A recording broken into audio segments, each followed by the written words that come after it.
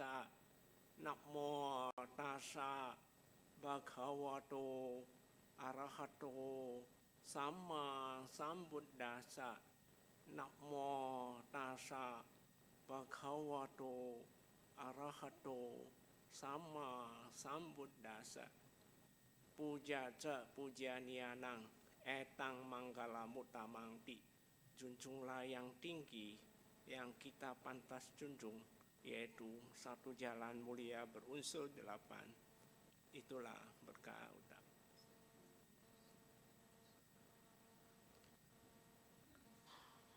Ya, selamat sore. Namo Buddhaya. Oh, saya kira lagi tidur. Kita dalam suasana Waisak. Mungkin Bante mau ajak Anda feedback, mengetahui latar belakang beliau. Karena saya yakin ada sebagian besar masih belum paham tentang pencapaian beliau ya. Sebenarnya Waisak itu nama bulan. Jadi memang urusan Bodhisatta sama murid-muridnya selalu berurusan dengan hari Uposatha, termasuk lahirnya, pencerahannya, dan mangkatnya. Siswa utama juga hampir sama, rata-rata. Jadi kalau bicara Uposatha, itu sebenarnya sangat penting untuk kita. Jadi, tapi di negara Buddhis yang baru bisa menghargai hari Uposatha. Kalau kita di sini mungkin diabaikan. Ada lah menjalani 8 sila, ada yang tidak. Kalau di negara Buddhis itu hari Uposatha, khususnya Ce'ecapko itu hari libur. Jadi Waisak ini sangat bersejarah untuk Bodhisatta, yaitu Siddhartha Gautama. Lahirlah seorang manusia besar, mencapai pencerahan dan parinibbana di hari yang sama, bulan yang sama, tahun yang berbeda. Hebat nggak? Lahir, pencerahan, dan wafat atau parinibbana dengan hari yang sama, bulan yang sama, tahun yang berbeda. Maka Tri Suci Waisak. Jadi kita memperingati 3 peristiwa ini. Dari 3 peristiwa ini, mungkin Anda harus paham, yang paling penting itu adalah peristiwa pencerahan beliau. Pencerahan beliau dari dunia pendidikan, baik dunia barat maupun dunia timur, sangat menghargai pencerahan Buddha. Kalau kelahiran mungkin biasalah ya, tapi pencerahannya ini mereka angkat topi terhadap pencerahannya. Mungkin dalam kesempatan ini Bante sedikit mau klarifikasi sedikit. Bodhisatta Siddhartha Gautama, beliau bukan meditasi 6 tahun, tapi beliau menyiksa diri. Tahu menyiksa diri? Tahu nggak? Kalau namanya menyiksa diri, tentunya dia kebanyakan ke kegiatan 6 indera terbuka. Contoh, sampai terakhir beliau makan cuma sebutir nasi.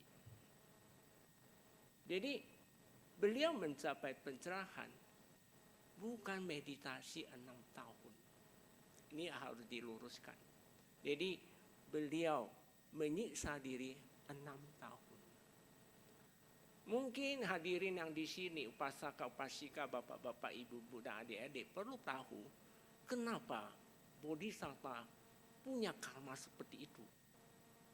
Sehingga dia tidak bisa menemu pencerahan dengan hanya waktu sebentar. Dia harus alami penyiksaan diri dulu. Temukanlah pandangan salah, menemukan belum ada jalan keluar untuk pencapaian. Dalam ceritanya di Buddha Wangsa, sebenarnya Bodhisatta pernah lahir di zaman seorang Sama Sambuddha, tapi dia keceplos ucapannya. Walaupun dia sudah dikukuhkan sebagai calon Buddha. Makanya Bapak Ibu adik-adik hati-hati dengan ucapan Anda, pikiran Anda, perbuatan Anda. Semua membuahkan hasil karma yang Anda akan petik. Ada resiko yang Anda ambil. Kalau Anda mau cuekin aja, ya terserah Anda. Tapi ini mengandung resiko. Karena beliau itu pernah mengatakan, kalau saya mau capai Buddha, sama Sang Buddha, saya mau 6 tahun. Akibat ucapan ini, apalagi ucapannya di hadapan seorang Sama Sang Buddha. Biasa dikatakan, dia memang spontan. Akibat ngomongan itu, maka Siddhartha Gautama ketika mau capai kebuddhaan, dia harus menemukan penyiksaan diri selama 6 tahun. Tapi sesungguhnya, beliau mencapai kebuddhaan, kalau kita teliti, dia cuma hitung jam. Beliau capai itu. Bante, izinkan Bante cerita sedikit ya, boleh? Ketika malam 13, sebenarnya para 5 petapa yang mengikuti dia itu meninggalkan beliau. Lalu beliau jalan ke Bodh Gaya. Pada saat itu ada pohon manyam. Pohon manyam itu rindang sekali. Ya, kalau Anda lihat pasti serem. Ya, kayak gitulah. Ternyata pohon manyam ini, Ibu Sujata pernah berkaul. Dia udah berkaul, tapi berhasil dia terkabul apa yang dia kaulkan. Dia mengatakan, kalau saya dapat anak laki-laki, saya setiap Uposatha Waisa, saya akan mempersembahkan yang terbaik.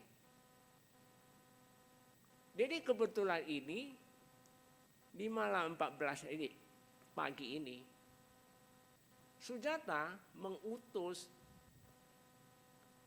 pembantunya, pergi bersih-bersih di pohon manyam. Saya mau adakan persembahan. Lalu, oke, dia pergi. Saat itu, dia kaget. Melihat pohon itu bercahaya. Dia kaget. Lalu dia pulang. Lapor ke majikannya. Wah, dewa ini datang sendiri menjemput persembahan majikan.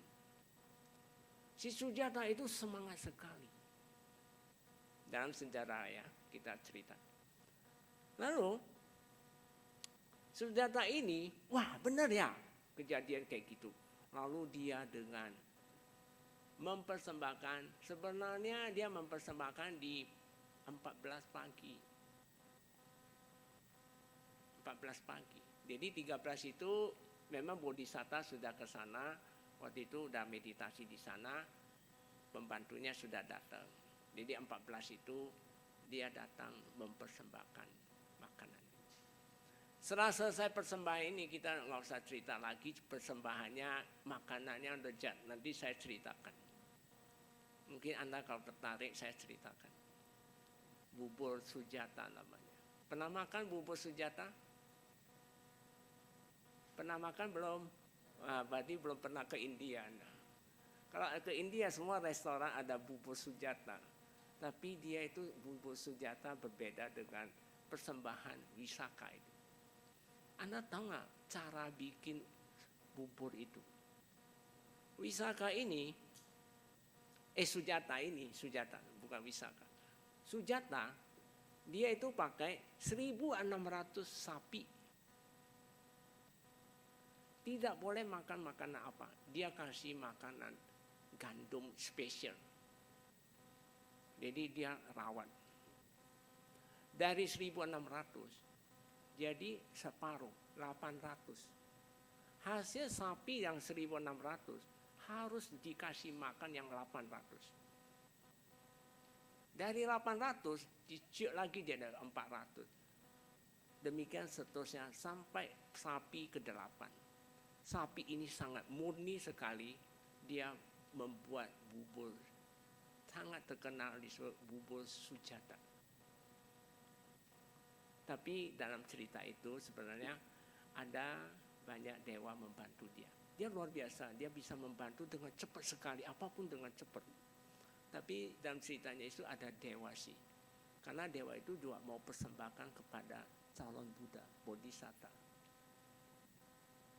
Jadi ada permainan dari dewa, turun tangan dari dewa.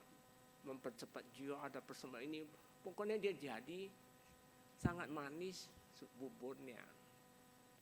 Lalu di waktu persembahan sebenarnya beliau kan merenung bahwa seorang Buddha tidak boleh nggak ada bol. Tapi bolnya itu Sujata juga mempersembahkan bolnya, bol emas. Tapi dia sendiri ada yang lain mempersembahkan juga. Lalu dia dengan kekuatan membuat satu bol yang dari 4 itu jadi 1. Kekuatan Buddha, calon Buddha, belum Buddha. Lalu ke Weranjara, lempar. Kalau ini balik arus, berarti saya hari ini, saat ini saya bisa capai kebudaan. Jadi habis makan siang itu, sebenarnya waktu mau makan, beliau itu, bubur Sujata itu membuat 49 butir dengan bertekad selama 49 hari tidak akan makan setelah mencapai pencerahan. Jadi ya, ingat ya, Bodhisatta setelah mencapai pencerahan sempurna pun hanya hitung jam mencapai Buddha, tidak makan 49 hari, 7 minggu. Dengan makanan Sujata yang dia tekad 49 butir. Lalu habis jam 2, habis makan siang udah ke pohon Bodhi, datanglah Dewa Mara. Dewa Mara ini dewa benar-benaran, bukan dewa. Mara sih macam-macam ya, Kilesa juga termasuk Mara. Tapi ini Mara dari surga ke-6. Untuk menggagalkan beliau. Karena dia tahu beliau itu sudah bertekad, tapi dia mau gagalkan. Tapi sebenarnya Bodhisatta saat itu sudah duduk di Bodhi Palangka, bahasa Pali Bodhi Palangka, artinya pulau pencerahan. Beliau sudah duduk di pulau pencerahan. Jadi beliau ini bukan melawan para Mara. Tapi apapun semburan apinya nggak bisa kena bulu badan dari Bodhisatta. Karena dia ada kayak ada bungkan. Jadi makanya para hadirin, kalau Anda sering jalankan sila, samadhi dan panya dengan baik, kamu akan dilindungi. Dia kamu bagaikan dilindungi. Tidak ada yang bisa ganggu Anda. Kenapa Anda gampang kena santet dan sebagainya? Karena kamu tidak ada perlindungan dalam diri Anda. Karena Anda tidak pernah menjalankan sila, samadhi, panya itu sendiri. Jadi sebenarnya Bodhisatta itu dilindungi oleh parami beliau. Jadi semburan api pun gak bisa kena. Langsung sampai mau ke depan, udah jadi bunga dan sebagainya. Dari atas, dari penjuru manapun gak bisa.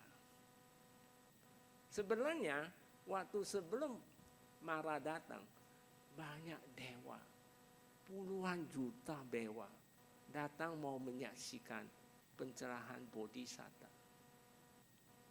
Tapi ketika melihat Mara datang, semua kucak kacir pulang semua, enggak, kosong jadi. Dia tinggal hanya Bodhisatta. Tapi setelah mau menjelang malam jaga pertama, malam jaga pertama dalam jam Buddhis itu jam 6 sampai jam 10. menjelang itu datanglah petir dari alam. Akhirnya mereka kucak kecil marah itu. Jadi sebelum dia kucak kecil, Bodhisatta ada ngomong satu kata. Anda ini, ilmu Anda ini, kalau saya jintik satu sedikit jintik aja, kamu udah kewalahan. Tapi karena cinta kasih. Cuma Bante mau luruskan Anda. Beliau tidak masuk jana, paham ya? Untuk lawan marah, tidak ya. Enggak ada yang, kalau Bodhisatta lawan marah, saya rasa ini bukan kebudayaan lagi. Karena cinta kasihnya kemana? Benar atau tidak? Dia bukan melawan, tapi dia dilindungi oleh paraminya. Jadi Bapak Ibu nggak usah ragu menjalankan satu jalan mulia unsur 8. Nanti dia akan pelindung Anda. Jadi jangan ambil perlindungan yang lain. Kalau Anda pakai jimat, pakai apa? Itu nggak ada apa-apanya. Kalau Anda lihat di Dajjaka Sutta, Buddha bilang apa?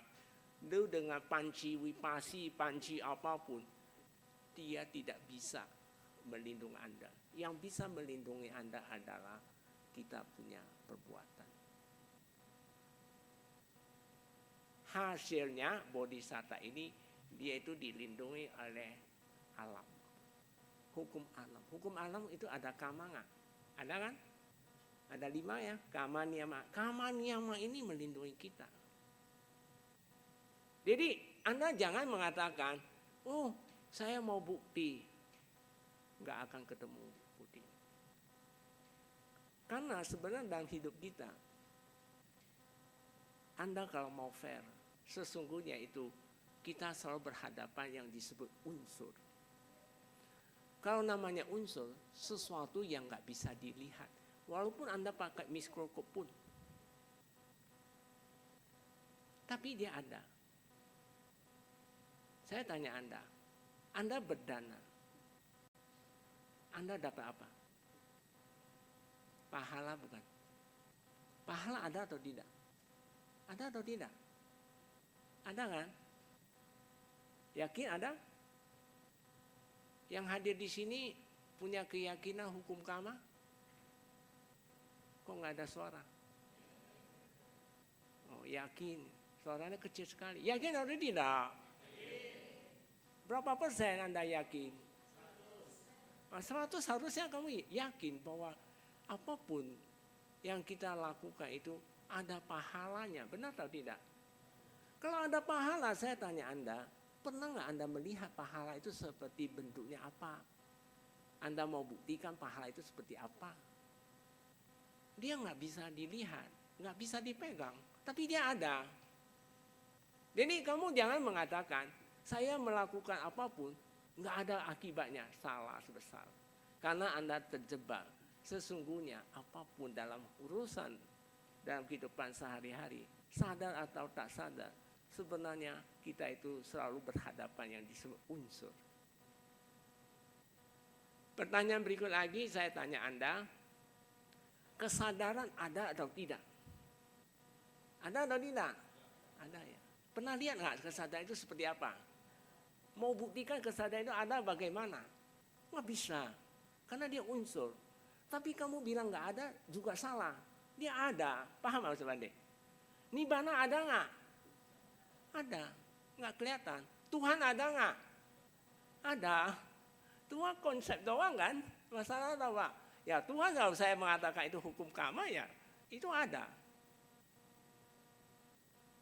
Jadi maksud Bante, Anda jangan ragu-ragu berbuat baik. Tapi dia ada pahala. Cuma gak langsung. Di audio ini saya ada satu pengalaman ceramah Bante. Di satu daerah. Saya gak sebut daerah mana. Audionya lebih kurang hampir ratusan. Ditanya percaya hukum karma, percaya. Berapa persen? Rata-rata 100%. Tapi ada satu romo. Bante, saya percaya 80%. Loh, saya tanya Romo itu. Padahal dia penceramah loh. Loh Romo, 20% kemana? Maaf Bante, tetangga saya ini suka berbuat jahat. Tapi dia aman-aman aja dia bilang. Hukum karma di mana Bante? Logis ya pertanyaan Anda. Logis nggak? Tapi saya bisa jelasin dia yakin sampai 100%. Sekarang saya ajak Bapak Ibu berpikir. Kalau saya hari ini ada biji mangga. Biji mangga tahu? Lalu saya tanam biji mangga hari ini. Besok saya mau panen mangga dari biji mangga ini. Bisa atau tidak? Tidak. Kalau Buddha mengatakan, karma namanya hukum karma, dia tidak berbuat. Dia tidak berbuah di kehidupan ini. Dia berbuah di kehidupan akan datang. Apapun yang Anda alami di dalam kehidupan hari-hari, itu semua lampau pun. Terima nggak terima, itulah hasil perbuatan Anda. Seorang yang bijaksana, dia tidak menyalahkan keadaan dia. Dia paham, kehidupan lampau saya pernah berbuat sesuatu yang tidak baik. Sehingga kehidupan kita goncang-ganjing. Kadang untung, kadang rugi, ditipu, dan sebagainya. Ada atau tidak? Nggak bisa ditolak Anda. Apakah kita bisa milih kehidupan ini? Oh, saya mau sembahyang satu dewa. Dewa itu bisa bebaskan saya ini. Apakah bisa? Omong kosong. Lalu dia mengatakan, kalau berbuat kehidupan akan datang, untuk apa saya berbuat baik, kata dia. Betapa bodohnya manusia. Kalau Anda tanam, jelek, buahnya pasti jelek. Benar atau tidak? Kenapa? Buddha mengatakan, apapun yang kamu lakukan kehidupan ini, itu cerminan kehidupan akan datang. Kehidupan ini, kita sudah lahir jadi manusia. Ini semua bentuk dari hasil karma lampau. Baik batinnya, baik apapun. Cuma kita harus ada bijak. Sekarang punya dan lampau punya, kamu melihat. Kehidupan akan datang menentukan di kehidupan ini. Bukan lampau punya. Kalau kamu mengandalkan itu semua, nanti lampau-lampau punya, menurut Bante, Anda hati-hati. Anda akan tungki kehidupan Anda. Makin jatuh. Jadi kehidupan ini datang, walaupun kita datang tidak suka atau datang sial. Kehidupan ini saya sebagai manusia, harusnya bagaimana kita sikapi terhadap ini. Anda setuju atau tidak? Bukan mengikuti dia. Inilah cara hebat Buddha kita ini. Beliau kasih rumus sila samadhi.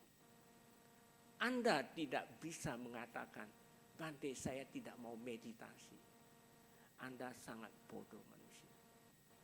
Karena Anda tidak bisa bebas yang disebut yang lampau punya. Kalau misalnya muncul sial, saya bawa ke meditasi, bisa kikis dia sialnya. Bukankah itu kebahagiaan yang akan kamu dapat? Pengertian ini Anda belum miliki. Ada lagi orang tua. Anaknya suka meditasi. Datang-datang tarik dia. Kamu cari duit dulu katanya. Tunggu usia tua baru meditasi. Statement ini benar atau salah? Saya mau tanya audien di sini. Benar atau salah? Kenapa salah?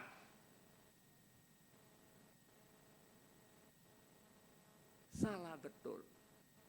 Oke lah saya bilang, Bante ngalah. Bapak kan sudah tua. Anak pergi kerja nggak apa-apa. Bapak datang meditasi. dia juga nggak mau. Berarti dia salah kan? Salah atau betul?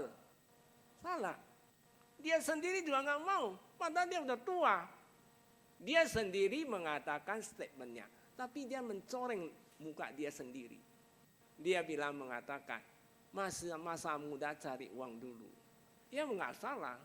Saya bilang, ya wajar-wajar, tapi itu salah besar. Kamu jangan kira Anda lahir anak, mereka tidak bawa kamar. Bawa. Jadi ini sekedar kasih sharing Anda aja. Keputusan bukan di tangan siapa-siapa, di tangan Anda sendiri. Orang tua pun tidak bisa bawa kita pembebasan. Siapa yang bisa bawa pembebasan kita? Hah? Diri Anda. Jadi kesucian atau apapun semua datang dari Anda sendiri yang berkeputusan. Bukan tunggu orang tua. No. Harus sendiri bisa ambil keputusan. Bagaimana kita sikapi? Sekarang saya tanya Anda, bisa nggak kamu minta, sial-sial jangan datang, bisa nggak? Saya maunya datang yang hoki-hoki, bisa? Tapi kalau ada ajaran menawarkan Anda begini, hati-hati. Anda udah berarti Anda melenceng hukum kamu. Memang, ya khususnya, ya saya nggak mau sebut siapalah. Banyak orang, saya pakai banyak orang aja. Padahal di daerah tertentu memang begitu. Kalau bicara masalah buang sial, datang rezeki, apapun dia hukum karma nggak mau tahu lagi. Suruh potong tangan juga mau. Paham maksud adik? Jadi hati-hati dengan pandang Anda. Kalau Anda pandang salah, Anda akan terjerumus makin jauh.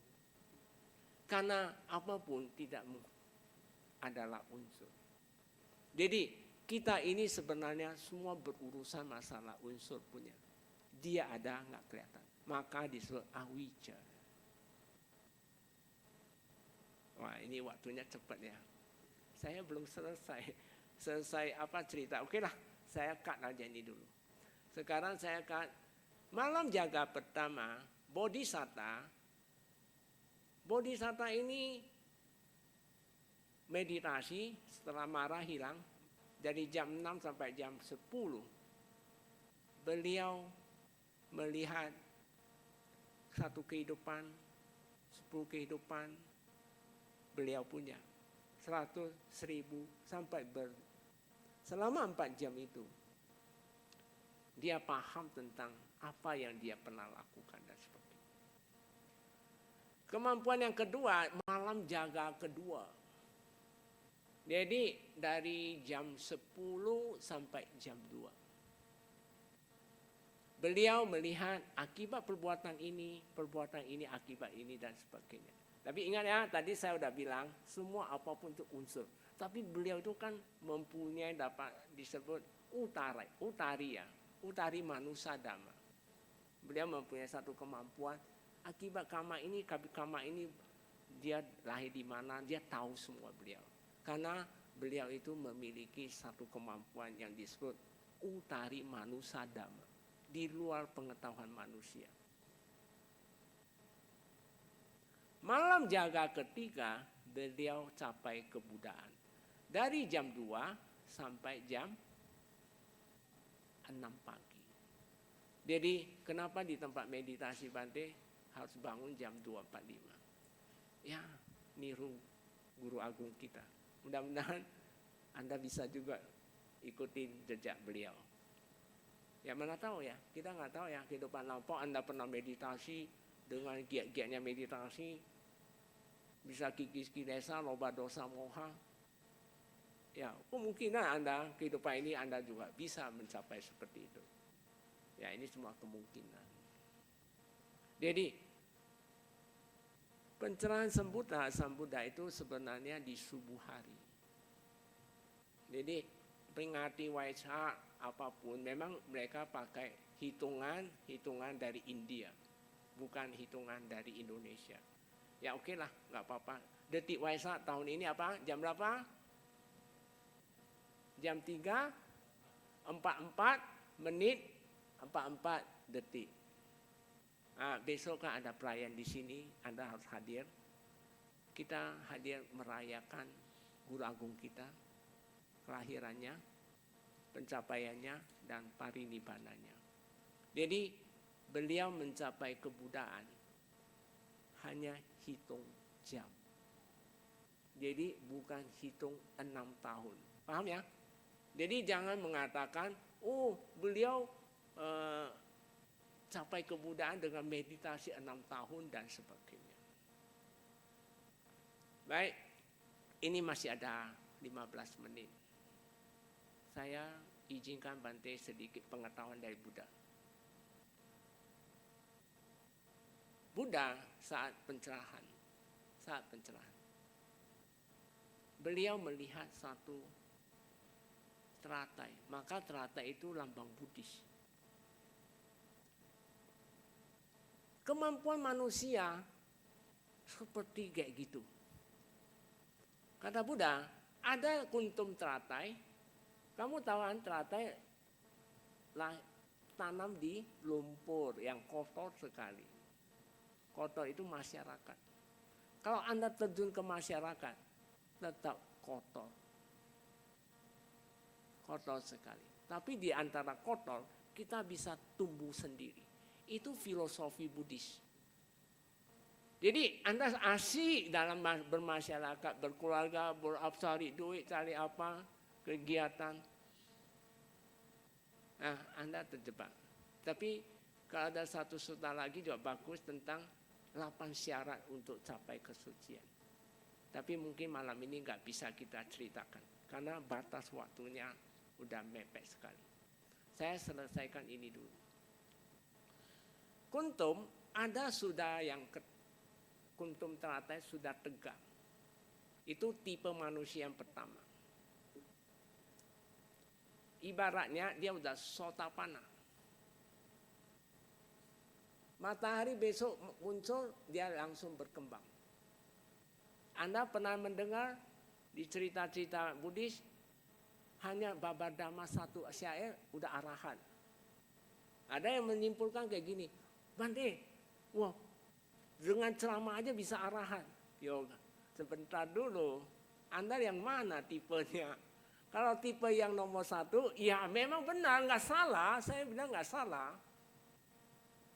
Mendengar sama, tentunya dia pun semua hasil perjuang lampau. Benar atau tidak? Saya mau tanya Anda. Udah lampau, udah pernah. Jadi kehidupan ini adalah masa lampau untuk kehidupan akan datang. Benar atau tidak? Kehidupan ini penting atau tidak? Sangat penting. Anda sekarang manusia atau bukan? Hanya manusia yang bisa meditasi. Tapi sekarang lahir jadi manusia, abaikan meditasi.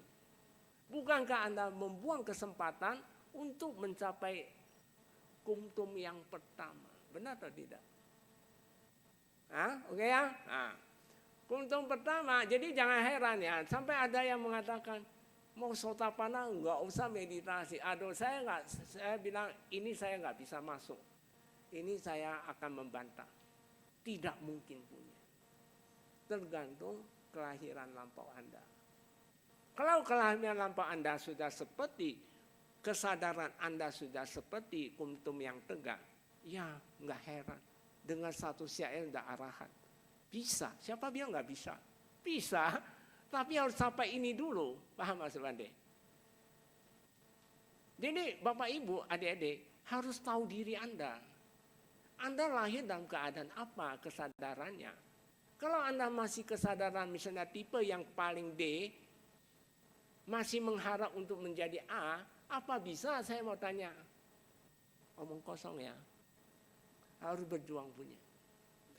Yang kedua, Buddha bilang, pada saat mencapai, beliau melihat itu.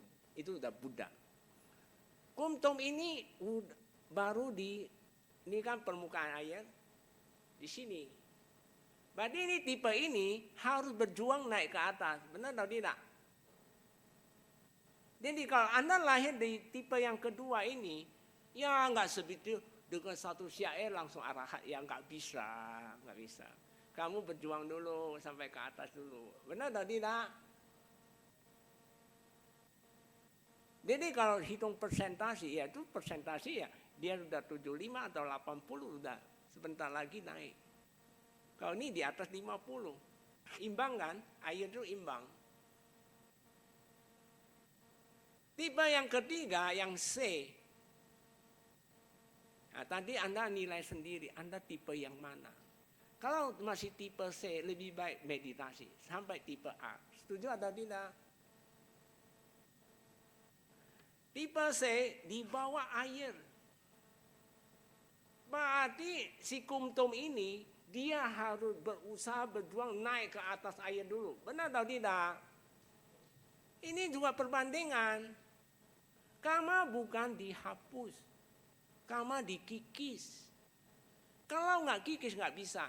Kalau hapus itu beda lagi. Benar atau tidak? Misalnya hapus pajak. Pemutihan pajak. Berarti utang kamu selesai. Tapi karma nggak bisa dihapus. Karma bisa dikikis.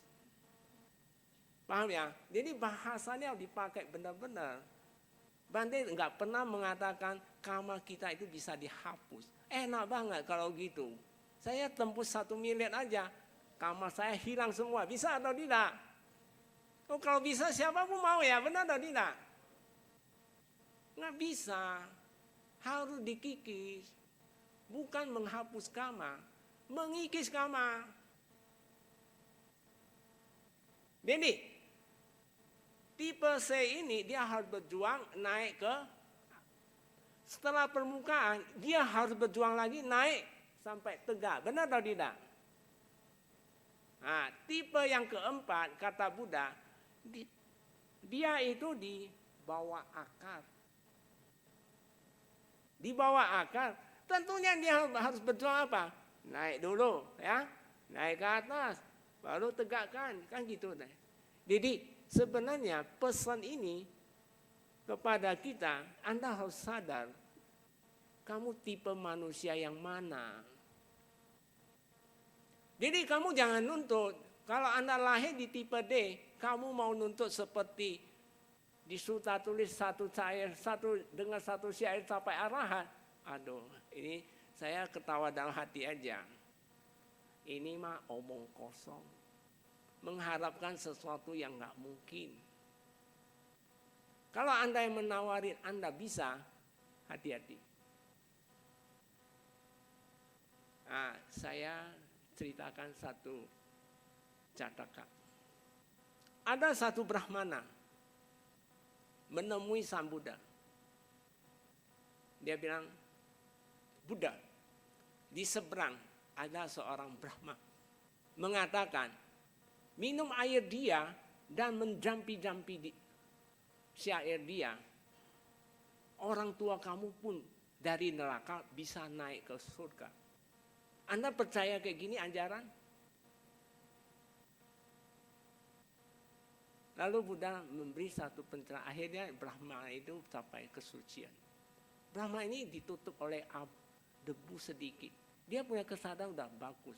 Tapi dia mendengar satu syair dari Sang Buddha, dia langsung capai kesucian Sotapanna. Brahma, kalau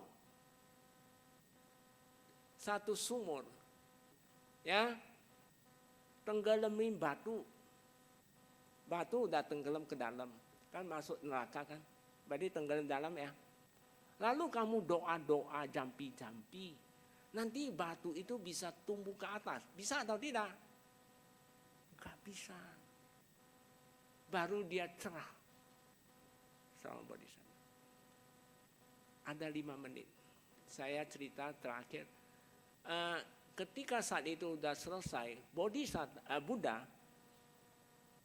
menyatakan aneka jati. Aneka jati, aneka itu, jati itu kelahiran. Beribu-ribu kelahiran. Dia memetik kemenangan. Tak ada rumah untuk bisa membentuk saya lagi. Saya udah cari kemana-mana. berulang-berulang. Nah, ini pesan sebenarnya Sang Buddha mengatakan. Sebenarnya dalam kunci aneka jati itu ada paticca samuppada. Sebagai bonus untuk para hadirin di sini, biar Anda punya jurus. Awija pacaya sangkara.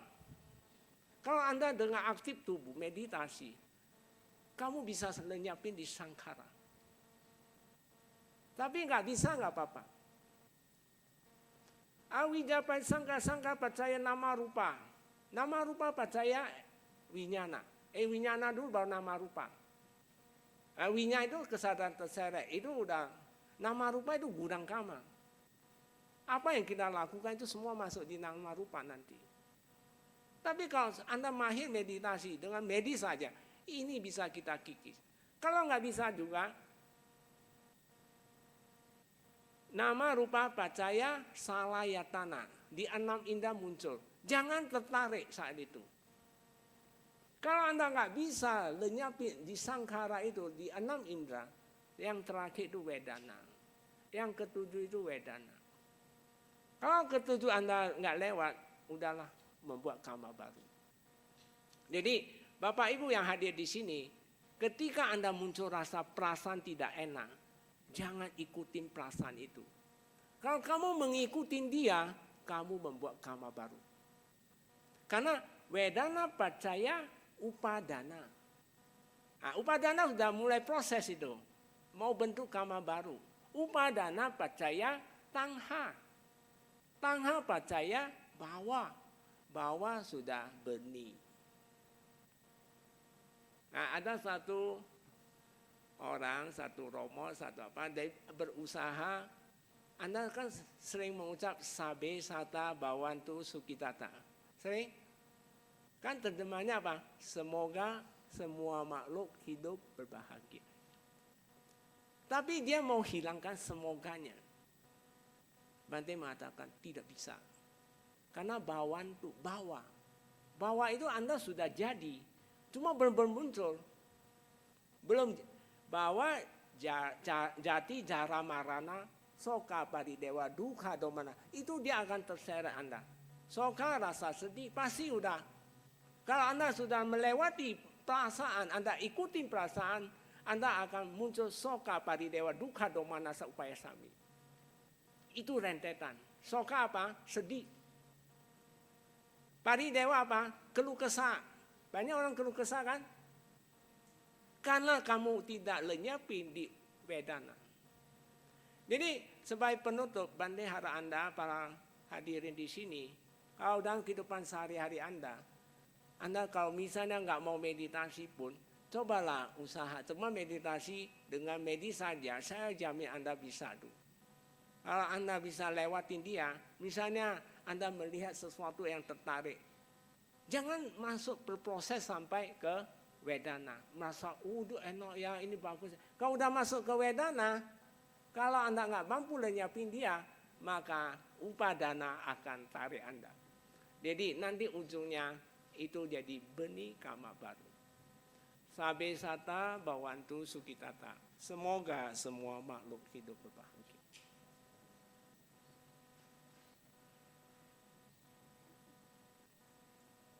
Ya, tepat ya jam 7 ya. Sesuai pesan Anda.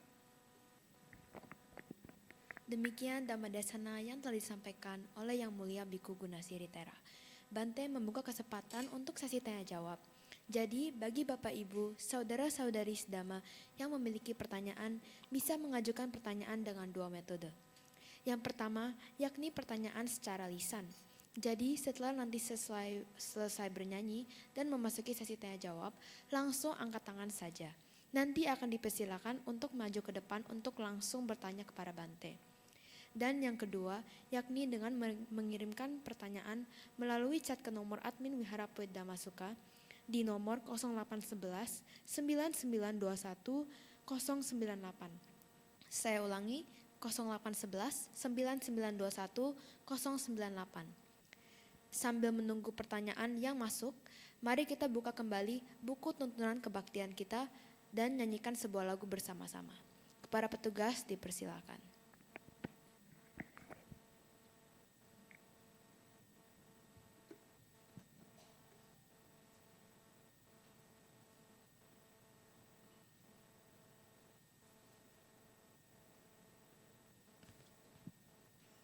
Mari kita buka kembali tuntunan kebaktian kita pada halaman 58. Mari kita nyanyikan bersama-sama lagu yang berjudul Kebijaksanaan.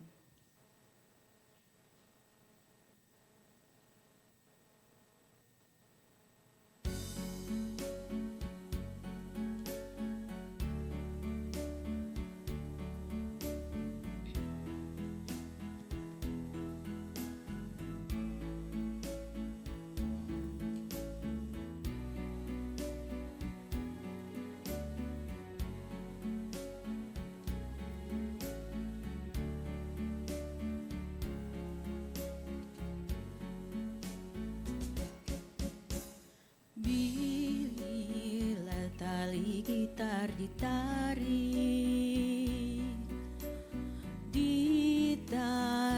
terlalu kencang, maka talinya akan putus atau bunyinya akan hilang. Lenyaplah lagu dari lagu yang merdu. Bila tali gitar dikendurkan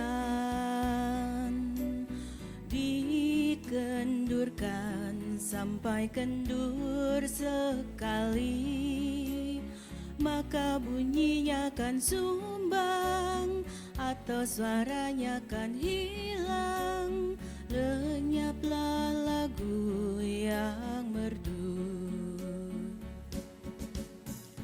Bila kau inginkan suara yang merdu, jangan kau tarik terlalu kencang. Jangan pula kau kendurkan terlalu kendur. Orang yang memainkannya haruslah pandai menimbang dan mengira. Orang yang bijaksana harus dapat kendalikan hawa nafsu diri sendiri.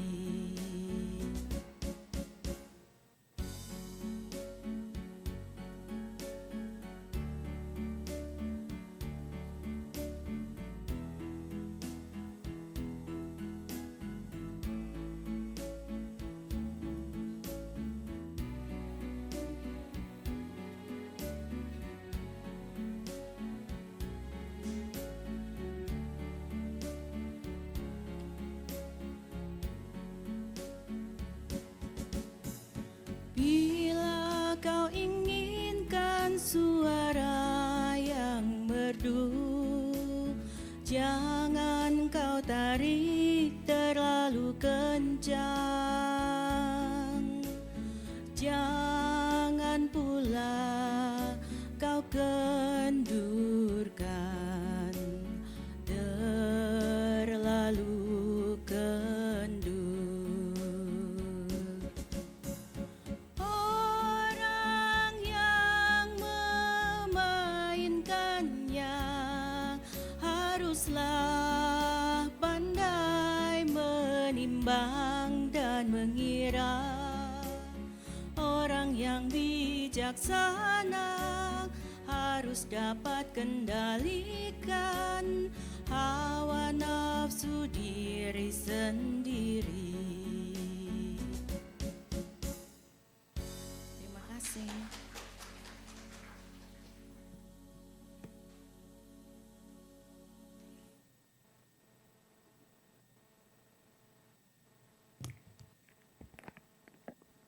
Baiklah, kini kita memasuki sesi tanya jawab.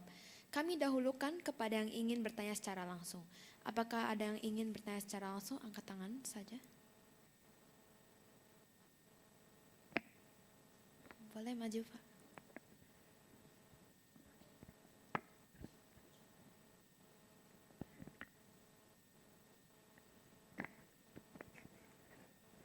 Malam Bante, nama budaya.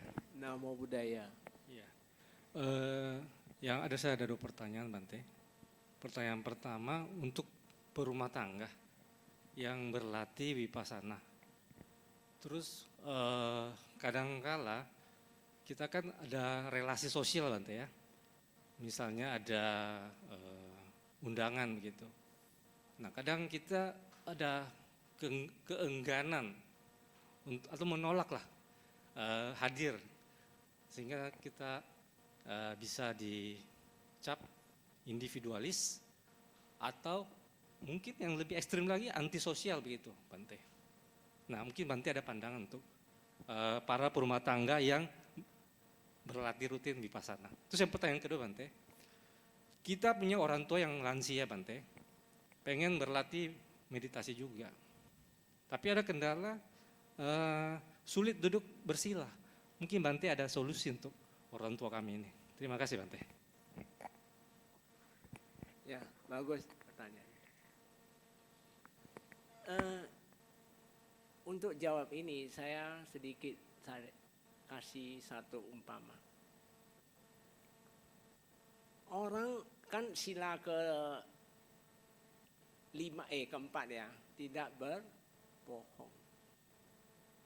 Tapi kalau Anda menjalankan sila keempat ini tidak berbohong tanpa bijaksana, Anda bisa masuk ke pelanggaran sila. Jadi mau jalanin, misalnya kamu menjalin 8 sila, tidak makan malam ya, mungkin yang pertanyaan itu kan masalah tidak makan. Kalau masalah bohong, contoh aja, Bante saya jujur kok, saya tidak bohong. Tapi dia mengungkapkan ngomong, misalnya si A dan si B ngomongannya untuk bercecok. Saya jujur, saya ngomong ke si B, ngomong seperti itu. Berarti dia nggak bijak ya, benar atau tidak? Dia dengar dari si A. Lalu karena si B bertanya, dia bilang, oh saya tadi dengar si A ngomong kayak gini. Berarti sebenarnya secara tak langsung dia melanggar sila nggak? Dia bisa disebut sampah palapa, masuk ke gosip. Tentang masalah Anda harus kalau sosial, Anda punya intinya diundang waktu 8. Ya kamu nggak boleh makan ya nggak usah makan, nggak apa-apa. Hadir aja nggak apa-apa. Karena itu kan suatu bina hubungan juga, benar atau tidak? Kalau ajaran Buddha ini adalah kamu bagaimana cara mengontrol diri Anda. Tapi terhadap dunia luar bukan kita anti, tapi kita imbangi dengan kebijaksanaan. Tapi kalau Anda selalu meditasi dengan benar, sila samadhi panya, panya itu bukan kebijaksanaan aja. Panya itu lebih tepat, itu kesadaran meningkat. Tapi karena kesadaran meningkat, Anda bijak. Jadi memang terjemahnya nggak langsung ya, harusnya kesadaran meningkat. Kalau Anda jalan sila dan samadhi itu pasti akan mendapat kesadaran meningkat Anda. Kalau kita kikir satu kama, kesadaran kita meningkat. Dia kayak timbangan, kalau kesadaran dan pikiran. Untuk hal masalah kesadaran pikiran, mungkin siapa ya Bapak itu yang tanya? Pak siapa tadi? Oh ya, oke lah, Anda udah tahu lah. Saya nggak sebut namanya, intinya udah tahu. Anda mungkin sering dengar yang disebut roh dan jiwa, benar atau tidak? Kalau dalam kamus bahasa Indonesia, itu sebenarnya nyawa. Tapi Buddha mengatakan, dia tidak terdiri dari satu. Maka di dalam ajaran Buddha, bahwa roh dan jiwa itu bukan abadi. Tapi dia terdiri dari 2, kesadaran dan pikiran. Nah, kesadaran pikiran ini menentukan kualitas kebijaksanaan Anda. Tapi kalau Anda kesadarannya rendah, stok kamanya lebih banyak, tentunya Anda sulit memberi satu keputusan kebijaksanaan. Sehingga kamu dianggap antisosial. Jadi tipe manusia yang agak kaku memang agak sulit. Tapi kalau dia punya kesadaran sudah imbang, lebih ke atas, dia pasti sampai memikirkan seperti itu, bisa itu. Tapi untuk penanya saya saran, coba Anda tingkatkan kesadaran Anda sampai tingkat tinggi, nanti kamu akan bisa menerima keadaan seperti yang kamu alami itu. Jadi ada undangan apapun, itu kamu harus disertai kualitas kesadaran Anda yang lebih tinggi, yaitu bijaksana. Bisa ya? Untuk penanya kedua dari orang yang sama, maka ini cuma saran aja. Memang ada solusi, cuma ya tergantung ke orang tuanya lagi. Tapi orang tuanya dari muda nggak pernah meditasi, nggak pernah tahu itu sila dan samadhi, nggak pernah duduk bersila dan sebagainya. Memang ketika dia udah tua, biasa sangat problem besar. Paling solusi yang Bante saran sih, ya duduk di kursi, tapi jangan nyender, perhatikan tubuh dan sebagainya. Ada sih, saya ada kasih solusi. Tapi ingat, 8 syarat mencapai kesucian.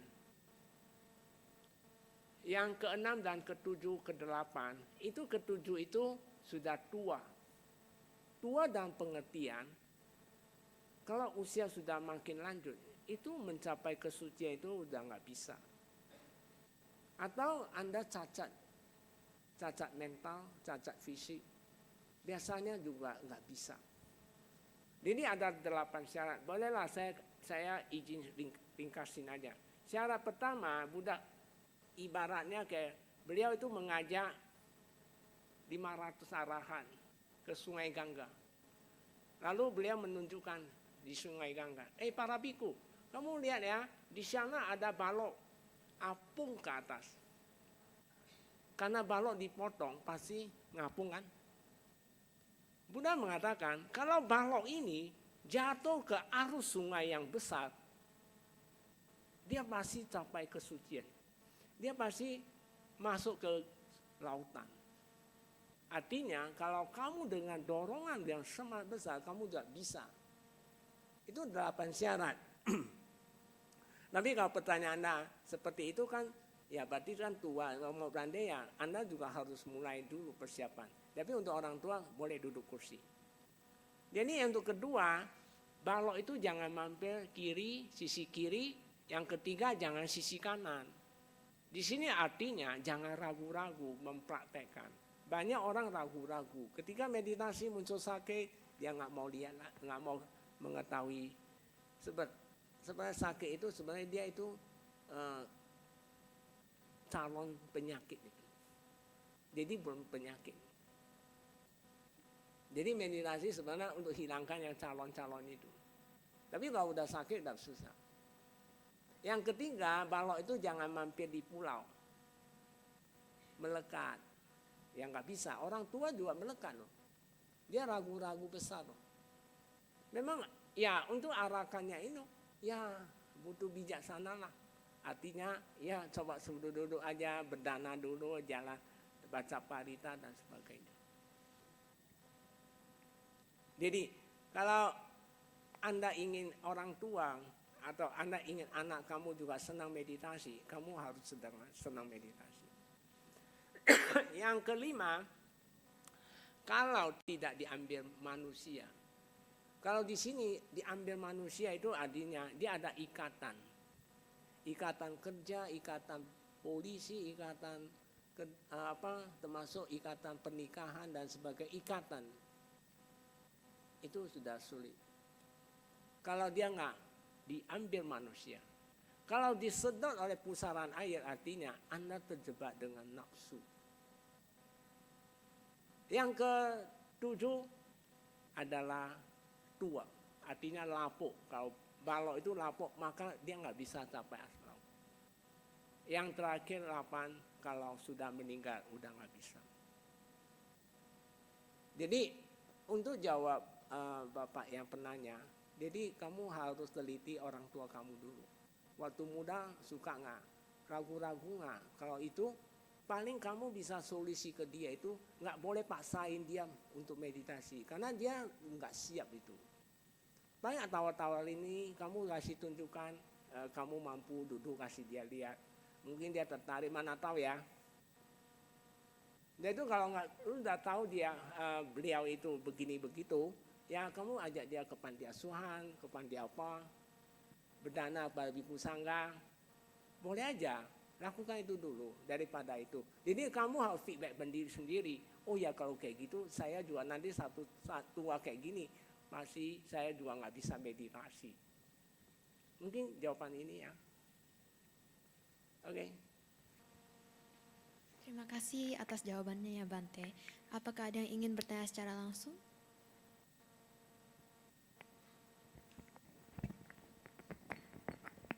Selamat malam Bante, Satyatu, Namo Buddhaya Bante. Terima kasih sekali Bante atas Dhamma Desana yang luar biasa sekali. Jadi benar-benar dari Dhamma Desana Bante itu muncul suatu insight ya Bante. Saya sampai berkontemplasi gitu kan, istilahnya kayak habis dengar Bante ceramah tuh rasanya pengen tobat gitu. Ibaratnya kayak benar-benar tuh kena banget gitu.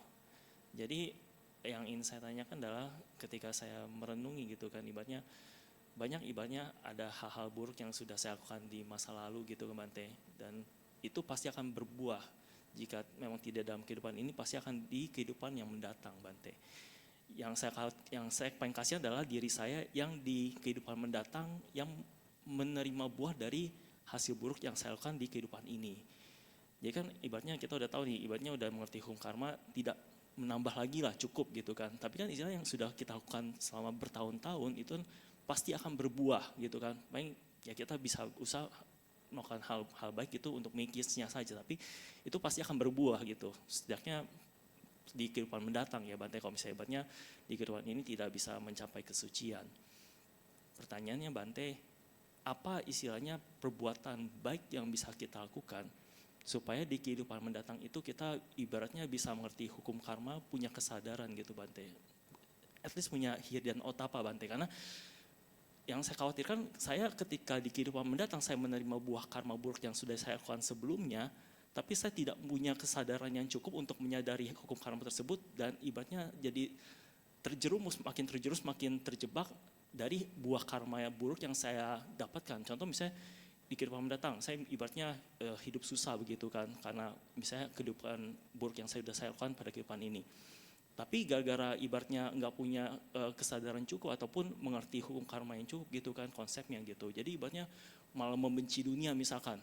Alih-alih ibaratnya jadi tersadarkan karena penderitaan, jadi ibaratnya makin berbuat amal buruk lagi tuh yang lebih parah di kehidupan mendatang. Saya ibaratnya nggak mau, ibaratnya kayak kita udah belajar agama Buddha di masa sekarang gitu kan, punya ibaratnya setidaknya adalah melatih mindfulness, kesadaran gitu. Tapi ketika di kehidupan mendatang kita nggak punya apa yang kita lakukan, kita punya saat ini kesadaran atau hiri dan otapa pada kehidupan ini, kan ibaratnya kan kita akan makin terjerumus di kehidupan mendatang kalau nggak ada hal baik dalam cita kita ini. Jadi apa Bante, hal yang dijamin, bibit apa ataupun sebab apa yang kita bisa tanam di kehidupan saat ini untuk menjamin di kehidupan selanjutnya, meskipun semenderita apapun kita ada kesempatan untuk punya kesadaran, punya hiri dan otapa, sehingga penderitaan yang kita dapatkan di kehidupan mendatang itu bahkan bisa memicu kita untuk terus melatih diri dan juga menempuh jalan kesucian Bante. Meskipun ibaratnya paramisai tidak cukup untuk anggapannya bisa mencapai kesucian di kehidupan ini, sehingga saya ingin berada di tanah ketika di kehidupan mendatang hidup menderita dari apa yang sudah saya lakukan di kehidupan ini atau kehidupan yang lalu-lalu, saya tetap ada ibaratnya tetap di jalan menuju Nibbana Bante.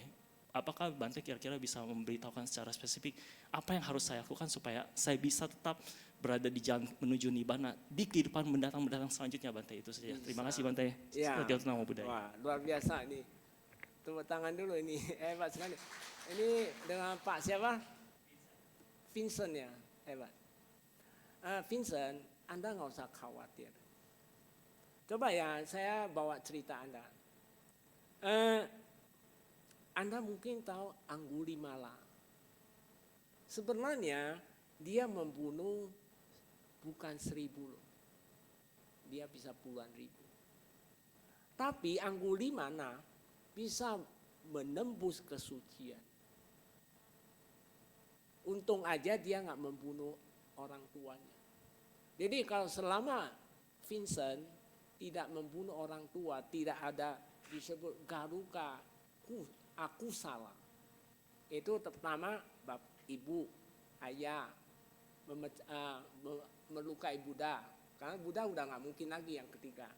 Keempat itu memecah belah sangga, atau Anda membunuh seorang petapa, arahat atau apa. Kalau Anda nggak melakukan ini, sangat mungkin sekali kehidupan ini capai nibbana.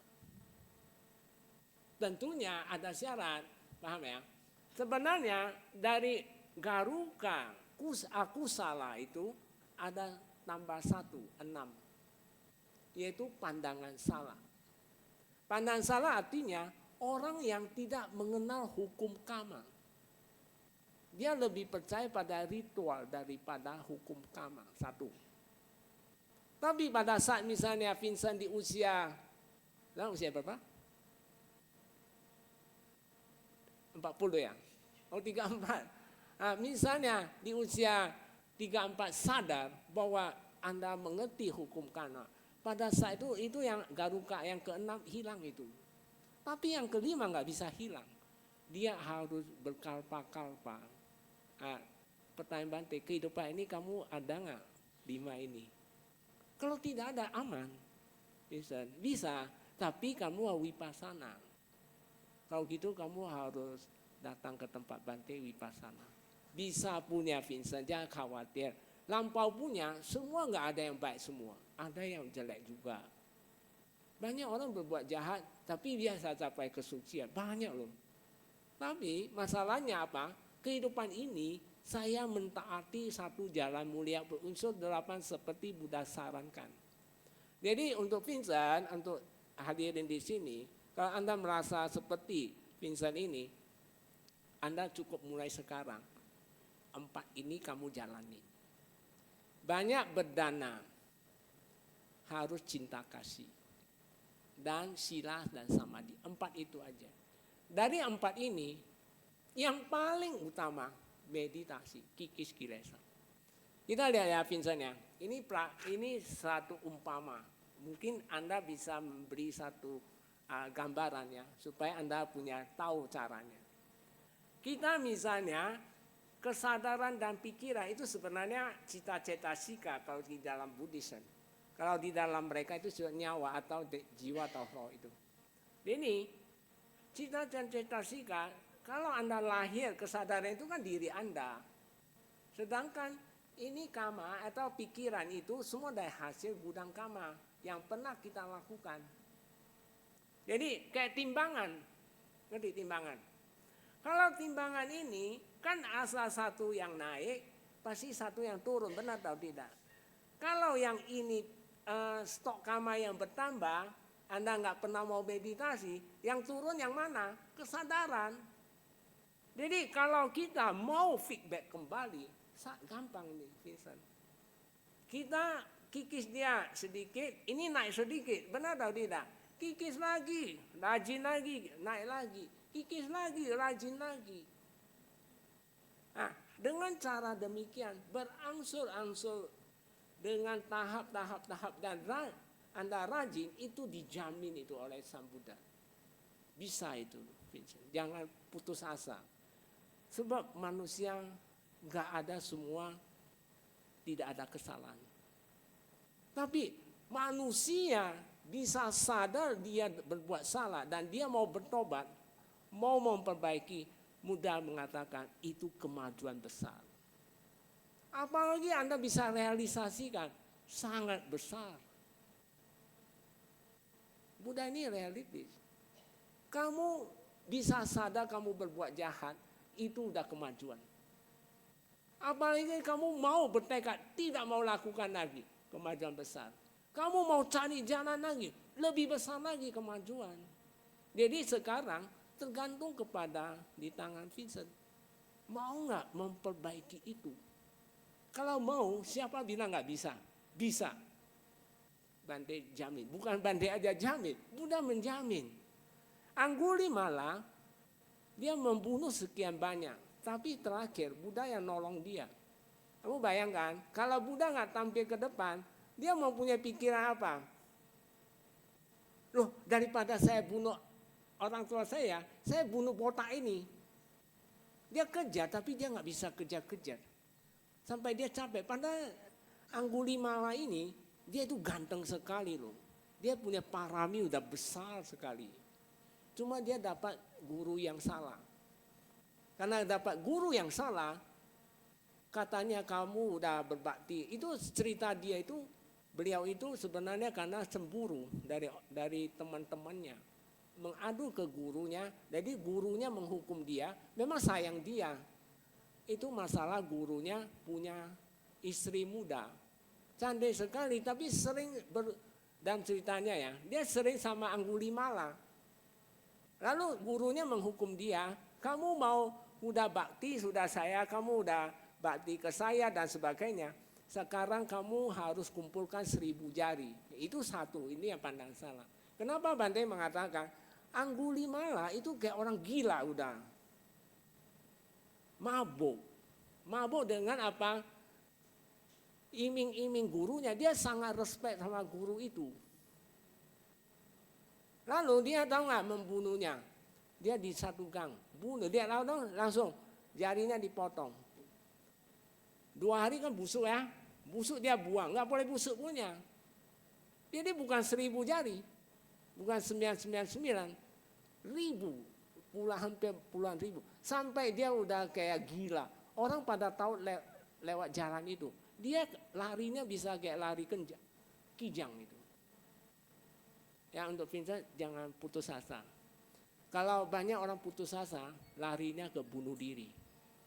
Jangan begitu. Nanti cari Bante, oke? Ada satu, saya nggak setuju cara mahasiswi itu. Dia loncat 21 lantai ke bawah. Karena putus asa. Ternyata diteliti dari kepolisian, dia itu pacaran 7 bulan, tapi hamil 5 bulan. Karena dia lakinya nggak tanggung jawab, dia putus asa. Jadi untuk Vincent jangan seperti itu ya, jangan bunuh diri loh ya, tenang, ada jalan, oke? Baik.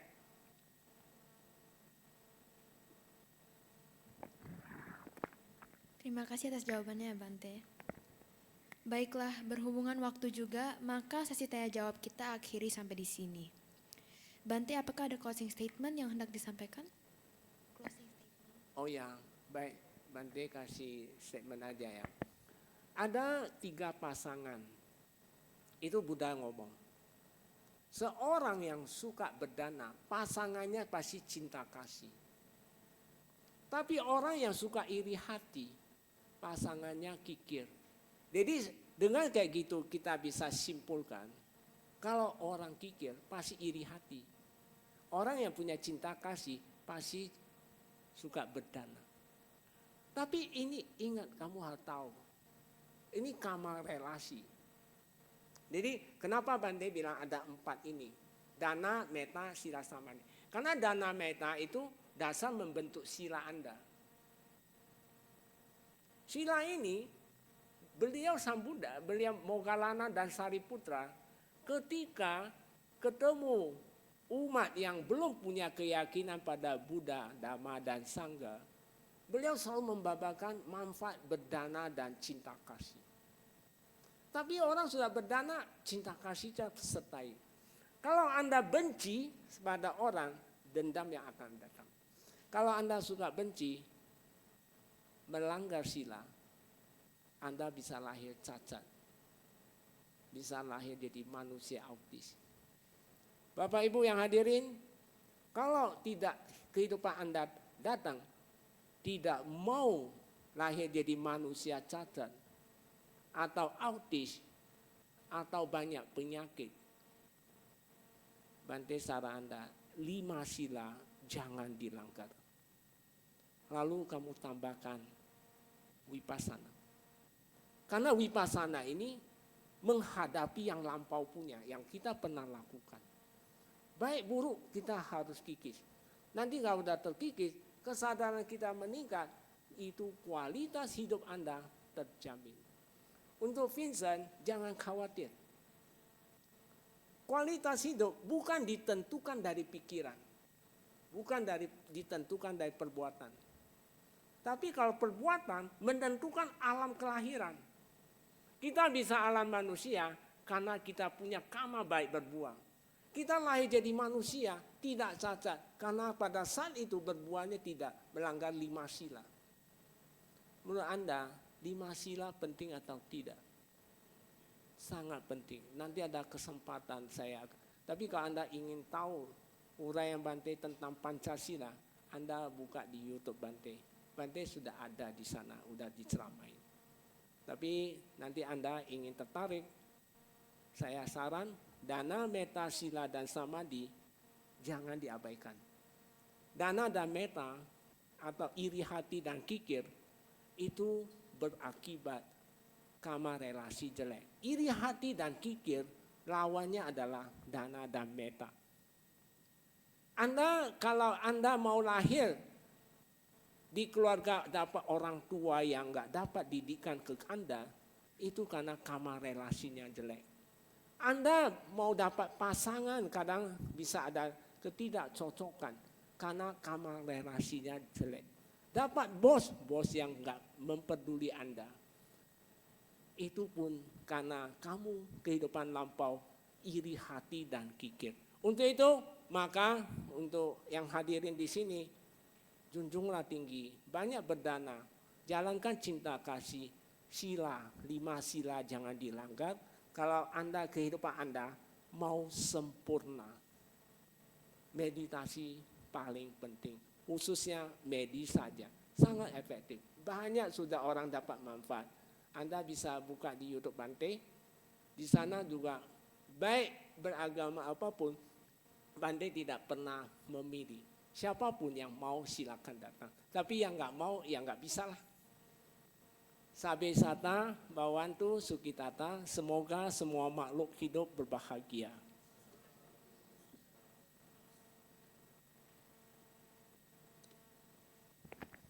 Baiklah, demikianlah sesi Dhammadesana dan juga tanya jawab bersama Yang Mulia Biku Gunasiri Tera.